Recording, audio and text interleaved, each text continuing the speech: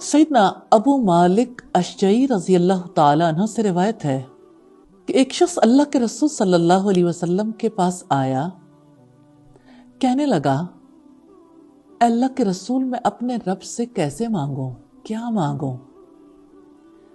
اب صلی اللہ علیہ وسلم نے اسے مانگنا سکھایا کہ آپ یہ دعا کرو، اللہم اغفر لی وارحمنی وعافنی وارزقنی۔ آپ صلی اللہ علیہ وسلم جب اسے سکھا رہے تھے تو ایک ایک انگلی بند کرتے جا رہے تھے، یعنی اللہم اغفر لی وارحمنی وعافنی وارزقنی، اور یوں صرف ایک انگوٹھا باقی رہ گیا۔ آپ نے فرمایا، جب یہ دعا کرو گے تو اللہ تعالیٰ آپ کے لیے دنیا اور آخرت کا رزق اکٹھا کر دیں گے۔ چھوٹی سی دعاؤں میں شامل کر لیجئے، رحمت، عافیت، رزق، مغفرت، کتنا کچھ سمیٹ لیں گے۔ اللہ تعالیٰ ہمیں توفیق دے دے۔